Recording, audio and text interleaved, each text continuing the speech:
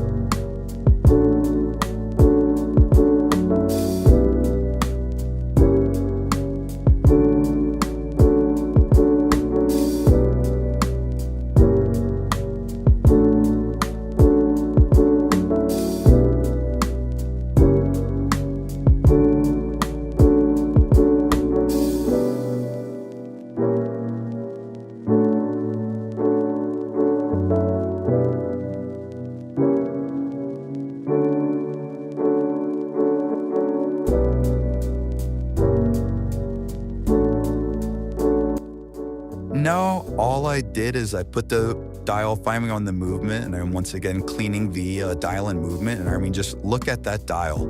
It looks so good. It's such a unique dial, and I really love it. And I hope that it does catch people's eyes when we look at it, and it'll be unique because it's something that I built myself. So I'm just cleaning it once again, and we're going to be moving on to the next step now.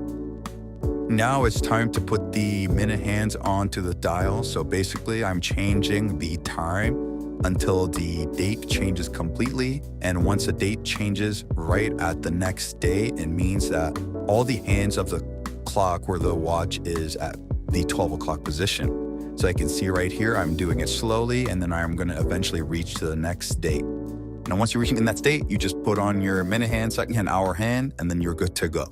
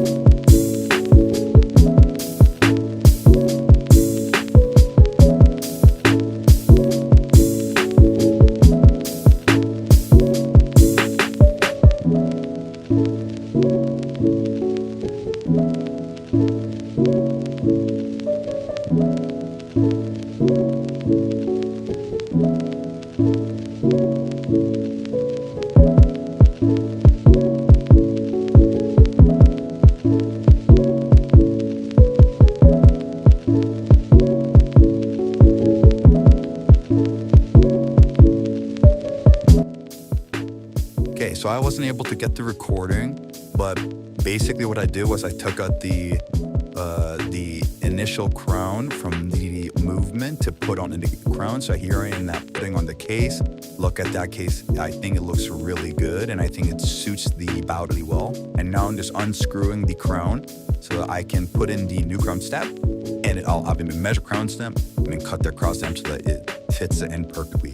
Now I got off the Ghetto Copter, I cut it in the crown stem, so I suggest actually building your own one. Make sure you get your own crown stem and digital caliper so you can really measure it and not make any mistakes, because I had to do it several times, and you'll see within these nice following clips of how many times I had to redo the crown stem measure because I kept getting it too long. Okay, so I'll cut the crown stem to the proper length, and now I'm just finally putting it into the case, the crown itself, making sure that it looks good. And then I want to finally screw the crown in fully. I'm just trying to go in here a bit, but I'm trying to get it fully in. But what happened was because I didn't have the digital caliper, I kind of messed up and did cut the stem a bit too short, which is why I'm struggling, because they won't click in fully like it should be. But right now I somehow was able to get it done. Here we go. And now I'm able to screw it in fully.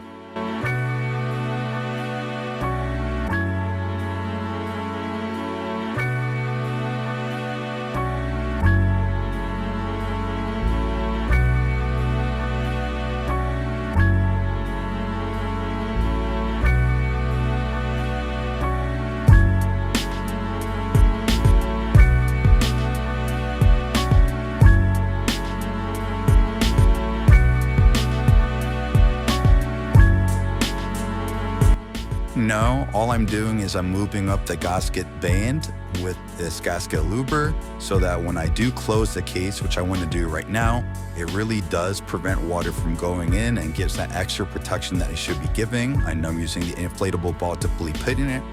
And look at that case, I think it looks beautiful. From here, I'm putting on black leather bands, and the reason why I chose the leather bands instead of black rubber bands was because I personally just feel like the leather bands are a bit more classier and easier to wear compared to black rubber bands when it comes to things like outfits and going out to events. It makes the watch a bit more versatile for myself, and it makes me like the watch a lot more than the rubber band.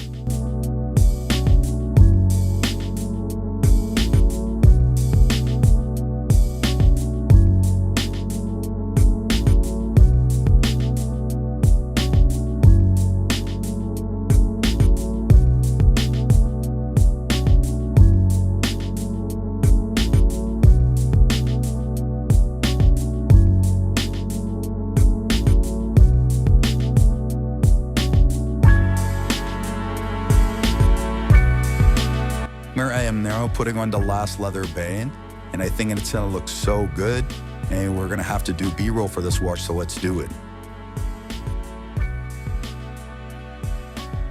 And right there is my dream watch. If you guys enjoyed this video, please make sure to like, comment, and also subscribe. Let me know if you guys want to see a different type of watch being built, and I'll see you guys next time.